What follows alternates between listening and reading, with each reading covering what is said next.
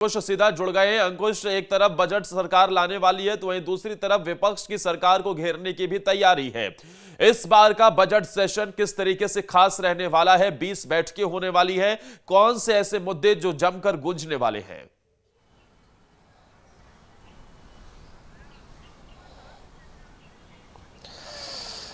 जी बिल्कुल। और आज से छत्तीसगढ़ विधानसभा में बजट सत्र की शुरुआत होने जा रही है। 11 बजे से राज्यपाल के अभिभाषण के साथ जो है बजट सत्र का आगाज़ होगा। ये बजट सत्र इसलिए खास है क्योंकि अभी हाल ही में विधानसभा चुनाव संपन्न हुए हैं और विधानसभा चुनाव में भारतीय जनता पार्टी को बड़ी जीत मिली है और भारतीय जनता पार्टी की सरकार बनने के बाद जो मैनिफेस्टो में जो वादे किए गए थे उनको पूरा करने की बारी है।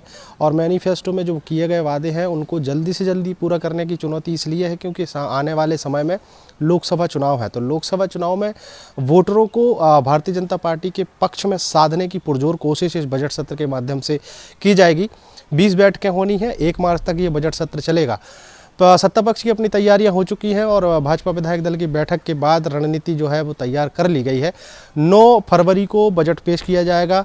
ओपी चौधरी जो हैं बतौर वित्त मंत्री अपना बजट पेश करेंगे और कुल मिलाकर अगर देखा जाए तो इस बजट में वो सारी चीज़ें जो है रखी जाएंगी जो लोकसभा चुनाव के लिहाज से भारतीय जनता पार्टी के पक्ष में एक बड़ा और अच्छा माहौल बना सकें। फिलहाल जिस तरीके से अब सत्ता पक्ष की तैयारी हुई है उसी तरीके से विपक्ष की तैयारी भी चल रही है। अब चूंकि आज राज्यपाल का अभिभाषण होगा, बहुत ज़्यादा कार्यवाही जो है इस सदन के अंदर देखने को नहीं मिलेगी, इसलिए विपक्ष की जो बैठक है, कांग्रेस विधायक दल की जो बैठक है वो नेता प्रतिपक्ष चरणदास महंत के बंगले पर रखी गई है जो शाम को होगी। यानी कल से बजट सत्र के गरमाने के आसार जो है वो बनते हुए दिखाई देंगे क्योंकि विपक्ष कहीं ना कहीं कई सारे विषयों पर सत्ता पक्ष को घेरते हुए दिखाई देगा। इसके अलावा सत्ता पक्ष जो है वो 5 सालों तक कांग्रेस पार्टी की सरकार में रही जो कमियां थी उनको गिनाते हुए नजर आएगा। कुल मिलाकर अगर देखा जाए तो इस बजट सत्र के माध्यम से छत्तीसगढ़ प्रदेश को विकास के बहुत सारे सौगात जो है वो मिलने वाली है और सत्ता पक्ष की और विपक्षी बजट सत्र को लेकर अपनी अपनी तैयारियां हैं।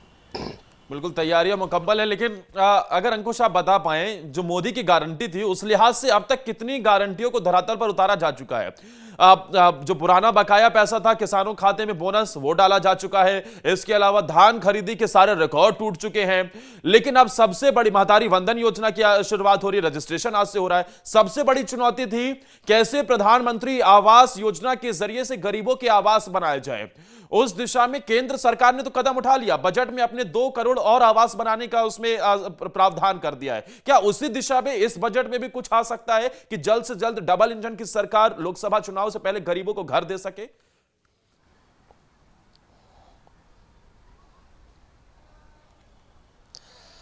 देखिए बिल्कुल निश्चित तौर पर, और जिस तरीके से भारतीय जनता पार्टी की सरकार बनी थी उसके बाद मोदी की गारंटी यानी पहली गारंटी थी जब छत्तीसगढ़ में 18 लाख पीएम आवास को स्वीकृति दी गई थी।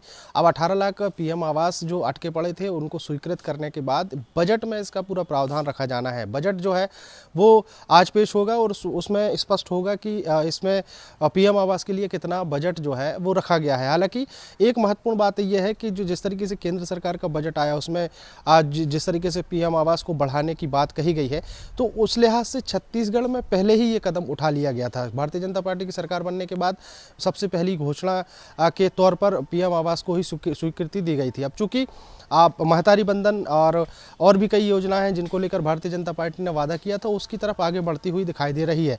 महतारी बंधन योजना की अगर बात करें तो आज से रजिस्ट्रेशन इसके शुरू हो रहे हैं। 1 मार्च से जो छत्तीसगढ़ की जितनी भी विवाहित महिलाएं हैं उनको इसका लाभ मिलते हुए दिखाई देगा। हर साल करीब 12,000 रुपए जो है महिलाओं के खाते में जाएंगे, तो वो सारी चीज़ें भी इसी बजट में शामिल की जाएंगी। अब आज जब 9 फरवरी को जब बजट पेश होगा तो महतारी बंधन योजना, धान का बोनस और पीएम आवास योजना के अलावा ऐसी बहुत सारी चीज़ें हैं जिनको लेकर इस बजट में प्रावधान किए गए हैं और उस प्रावधान के आधार पर प्रदेश के लोगों को कहीं ना कहीं लाभ देने की पुरजोर कोशिश होगी।